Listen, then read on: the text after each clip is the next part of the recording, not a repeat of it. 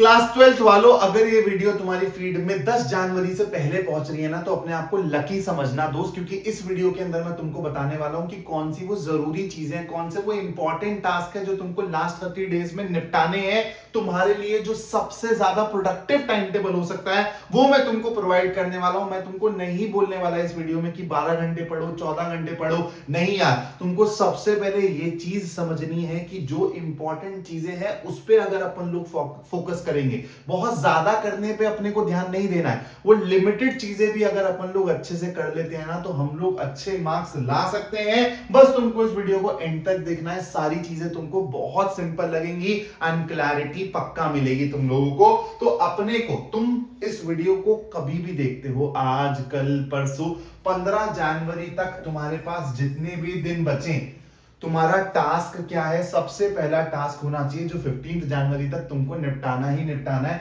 जो भी तुम्हारे हाफ प्रिपेयर्ड या फिर ऐसे चैप्टर्स हैं जो तुमने अभी तक छुए ही नहीं है, चाहे वो फिजिक्स में हो, चाहे वो केमिस्ट्री में हो, चाहे वो मैथ्स में हो, तुमको इन चैप्टर्स को निपटाना है। वन शॉट्स के थ्रू निपटाओ, तुम लोग थ्योरी पढ़ो, खुद से एनसीईआरटी से कवर करो, जैसे भी तुम कवर करना चाहते हो, लेकिन तुम लोगों को अपने हाफ प्रिपेयर्ड और अनटच्ड चैप्टर्स को कवर करना है बाय 15 जन एनी हाउ। अब तुमको इसके लिए 4 घंटे पढ़ना पड़ रहा है, 6 घंटे पढ़ना पड़ रहा है, वो तुम्हारी हेडेक है, ये तुमको करना ही पड़ेगा। उसके बाद क्या करना है, जो भी चैप्टर्स के अगर तुम्हारे एनसीईआरटी के सवाल रह गए हैं तुम उसको कवर करोगे, और पीवाईक्यूज कवर कर दो चैप्टर वाइज। और मैं बहुत ज्यादा पीवाईक्यूज कवर करने के लिए नहीं बोल रहा तुमको, तुम लास्ट 3 साल के पीवाईक्यूज कवर कर दो बस। तुम लोगों को ये टारगेट और ये टारगेट मिल रहा है 15 जनवरी तक के लिए। तुम इस वीडियो को हो सकता है 7 को देखो, 8 को देखो, हो सकता है 10 जनवरी को देखो, तो जितना भी टाइम बचेगा तुम्हारे पास, तुमको इन दोनों टास्क को कंप्लीट करना है। बात समझ आ गई? अब बढ़ते हैं थोड़ा सा और आगे। अब अपने को क्या करना है, 16th जैन से 20th जैन का अपना टास्क क्या रहेगा? देखो यार, तुमने सिलेबस कंप्लीट कर लिया है, तुम लोगों ने एनसीईआरटी लगा ली है हर एक चैप्टर की, और तुमने ऐसा पीवाईक्यूज भी चैप्टर वाइज देख लिए हैं, बहुत ज्यादा नहीं देखे हैं लेकिन कुछ लिमिटेड पीवाईक्यूज देख लिए हैं। अब तुम लोगों का टास्क क्या होगा, अब हम लोग अप्लाई करेंगे अपने आप को, अब अपन लोग सैंपल पेपर लगाएंगे और वहां से हम लोग इंप्रूव करने की कोशिश करेंगे। मैंने स्टार्टिंग ऑफ द वीडियो में ही बोला है कि सही चीजों पे फोकस करो, तुम लोगों को एप्लीकेशन पे ज्यादा फोकस करना, और फिर तुमको अपनी गलतियां पहचाननी है, सेल्फ एनालाइज करना है, और वहां से अपने आप ही तुम्हारे मार्क्स इंप्रूव होते चले जाएंगे दोस्तों। तो तुमको 16 जनवरी से 20 जनवरी में क्या टास्क दे रहा हूं मैं, फिजिक्स, केमिस्ट्री, मैथ्स, तीनों सब्जेक्ट के तुमको 2-2 सैंपल पेपर लगाने हैं। सर सैंपल पेपर की बुक नहीं ली है, नहीं लिया है भाई, तो इस वीडियो के डिस्क्रिप्शन में चले जाना, बेस्ट सैंपल पेपर का लिंक तुमको मिल जाएगा, आंख बंद करके ऑर्डर कर लो। मैं तुमको पहले भी रेकमेंड कर चुका हूं, एमटीजी के स्कोर मोर के सैंपल पेपर्स तुमको लेने हैं, और मैं तुमको यूएसपी भी बता देता हूं कि ये सैंपल पेपर तुमको क्यों लेने चाहिए। दोस्तों, इन सैंपल पेपर्स में ना तुमको नए टाइप के सवाल देखने को मिलेंगे। उसके साथ साथ एक और जो बहुत अच्छी चीज है, जो तुम्हारे पुराने कन्वेंशनल सवाल है ना, उसको भी एक ट्रिकी तरीके से प्रेजेंट किया गया है। बहुत से पुराने सवालों की ऐसे लैंग्वेज थोड़ी सी घुमाई गई है, और यही सब चीजें तुमको अपकमिंग बोर्ड एग्जाम में भी देखने को मिलेंगी, क्योंकि कॉम्पिटेंसी पे बहुत ज्यादा फोकस है। तो तुम्हारे सेट में नए सवाल भी देखने को मिलेंगे तुमको, और जो पुराने सवाल थे वो थोड़ा सा ऐसा ट्रिकी वे में भी प्रेजेंट होते हुए दिखाई देंगे, जिसके लिए तुमको ये बुक बहुत अच्छे से तैयार करेगी। और देखो यार, तुमको ना वो कन्वेंशनल रिपीटेड सवाल हजारों बुक्स में मिल जाते हैं, कमी हमेशा नए सवालों की ही रहती है, वो कमी ये बुक तुम्हारी पूरी कर देगी। और देखो, यहां पर तुम्हारी कहानी नहीं खत्म होती है। तुमने सैंपल पेपर लगाए इन 5 दिनों के अंदर, ये तुमने 6 सैंपल पेपर लगाए, तो क्या काम खत्म हो गया? नहीं। तुमको यहां से फिर अपने आप को थोड़ा सा एनालाइज भी करना है कि तुमको यार कौन से चैप्टर्स ना इजी लग रहे हैं, और यहां पर भी तुम लोग इस बुक को बहुत अच्छे से यूज कर पाओगे, क्योंकि हर पेपर के बाद ना तुमको ये सेल्फ इवैल्यूएशन शीट मिलेगी। तो तुम लोगों को इस सेल्फ इवैल्यूएशन शीट को यूज करके पता चलेगा यार कि कौन से चैप्टर्स, कौन से एरियाज हैं जो मुझे बहुत आसान लग रहे हैं, यहां पर मेरे को दिक्कत नहीं होगी, और मेरे को दिक्कत कौन से चैप्टर्स में हो रही है या फिर कौन से टॉपिक्स में हो रही है, और स्पेशली तुमको अब इन पे फोकस करना है। ऐसा नहीं हुआ कि सैंपल पेपर कर लिया, देख लिया, इतने मार्क्स आ रहे हैं और फिर आगे बढ़ गए, नहीं। आपको सेल्फ इवैल्यूएशन शीट को यूज करना है, जो तुम्हारे ऐसे पेन एरियाज है, इन पे काम करोगे ना, तो अपने आप ही तुमको 5 मार्क्स, 10 मार्क्स इंप्रूव होते हुए दिखाई देंगे। तो तुमको इन दिक्कत एरियाज को रिवाइज करना है, जो भी कॉन्सेप्ट है, फॉर्मूलाज है, रिवाइज करो, और फिर इन्हीं के अराउंड जो भी तुम क्वेश्चन बैंक फॉलो कर रहे हो वहां से सवाल लगाओ, पीवाईक्यूज लगाओ थोड़े से, और अपने आप को थोड़ा सा और स्ट्रांग बनाओ इन दिक्कत वाले एरियाज के अराउंड।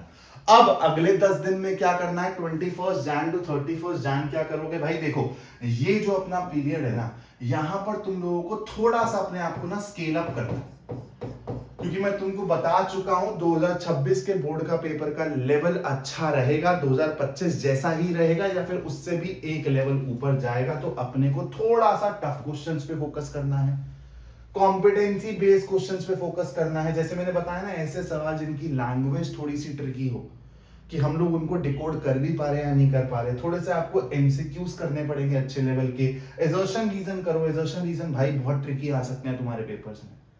केस स्टडीज पे फोकस करो। तो आपको 21 जैन से एंड ऑफ जैन तक ये जो 10 दिन है ना, इसमें आपको थोड़ा सा स्केल अप करने पे फोकस करना पड़ेगा, यानी कि अच्छे लेवल के सवाल करने पड़ेंगे। सिर्फ एनसीईआरटी करके काम नहीं चलेगा। और आपको यहीं पर ही इन्हीं 10 दिन के अंदर आपको फिजिक्स, केमिस्ट्री, मैथ्स के इंडिविजुअली 4-4 सैंपल पेपर और करने हैं। और जो मैंने यहां पर आपको प्रोसेस बताया, आपको ये प्रोसेस को रिपीट करना है। आप देखोगे एंड ऑफ जैन तक आपके बहुत आपको इंप्रूवमेंट देखने को मिलेगी। मान लो जब तुमने ये वाला सैंपल पेपर किया ना, तुमने ये दो सैंपल पेपर किए, मान लो तुम्हारे फिजिक्स में बने 50 मार्क्स, तो मैं गारंटी दे रहा हूं 31 जैन तक आप फिजिक्स में कहीं ना कहीं पे 60 अराउंड पहुंच गए। पक्की बात है, क्योंकि तुमको बस सही एरियाज पे फोकस करना है, जहां पे तुम्हारे मार्क्स कट रहे हैं तुम वो पहचान लोगे, उन्हीं पे ही बार बार प्रैक्टिस करोगे तो तुम्हारा ओवरऑल स्कोर इंप्रूव होगा ही होगा। और फिर तुमको एंड के 10 दिन में क्या करना है, 1 फेब से 10 फेब तक क्या करना है, यहाँ पर सब कुछ मिक्स चलेगा दोस्तों। यहाँ पे तुमने जो एनसीईआरटी करी है, अब तुम लोग दोबारा से एनसीईआरटी के सवालों को स्कैन करोगे। मैं ये नहीं कह रहा कि एक एक सवाल को दोबारा से बनाओ, प्लीज ये मत करना, ये बहुत बड़ी गलती होगी और इसमें सिर्फ और सिर्फ तुम्हारा टाइम वेस्ट होने वाला है।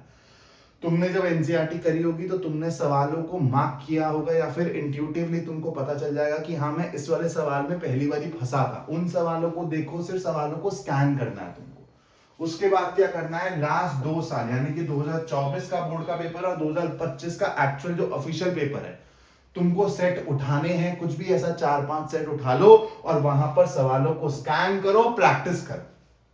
ठीक है, इनको अगर तुम ऐसा प्रॉपरली सैंपल पेपर की तरह नहीं भी करोगे तो चलेगा। तुम लोग सवालों को स्कैन करो, थोड़ा सा सवालों की वैरायटी को देखो, और जो सवाल तुमको प्रैक्टिस करने लायक लग रहा है वो तुम प्रैक्टिस करो। फिर दोबारा से तुमको सैंपल पेपर्स करने हैं। सैंपल पेपर्स करने में गैप नहीं आएगा, 3 से 4 सैंपल पेपर जितनों का भी टाइम मिलता है तुम लोग कर लो। और यहां पे देखो एक ओवरऑल तुम्हारी चीज क्या हो रही है कि 10th ऑफ फेब तक, क्योंकि इसके बाद तुम सब्जेक्ट वाइज पढ़ना चालू कर दोगे, तो 10th ऑफ फेब तक तुम्हारे 9 से 10 सैंपल पेपर कवर हो जा रहे हैं फिजिक्स, केमिस्ट्री, मैथ्स के। और गैप डेज में तुमको बाकी बचे हुए 5-6 सैंपल पेपर्स लगा लेने हैं।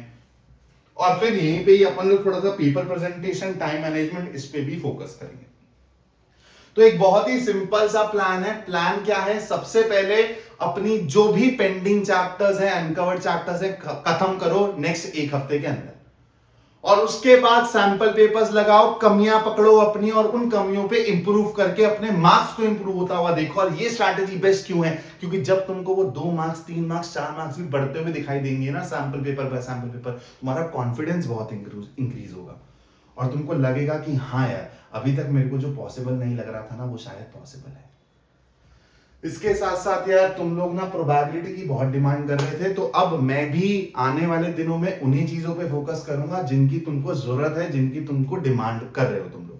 प्रोबेबिलिटी के लिए बहुत बच्चे बोल रहे थे सर प्रोबेबिलिटी हमको नहीं समझ आ रही है, सवाल नहीं बन रहे हैं, तो मैं सोच रहा हूँ मैं प्रोबेबिलिटी का एक बढ़िया सा लाइव लेकर आता हूँ। जिस भी तुम बोलोगे, लेकिन तुम्हारी प्रेजेंस चाहिए मेरे को उस लाइव में।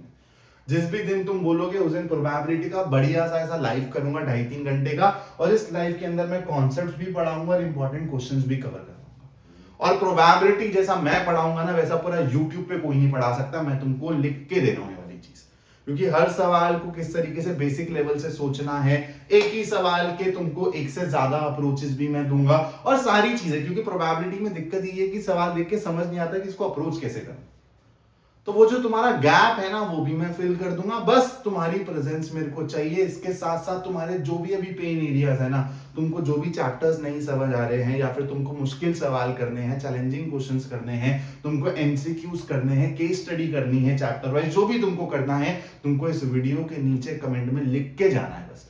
मुझ तक अपनी आवाज पहुंचा दो। एंड के 1-1.5 महीने में जो भी तुम्हारे पेन एरियाज है ना, ये सारे के सारे मैं इंप्रूव कर दूंगा। I promise you that. Thank you so much for watching this video. जय हिंद दोस्तों।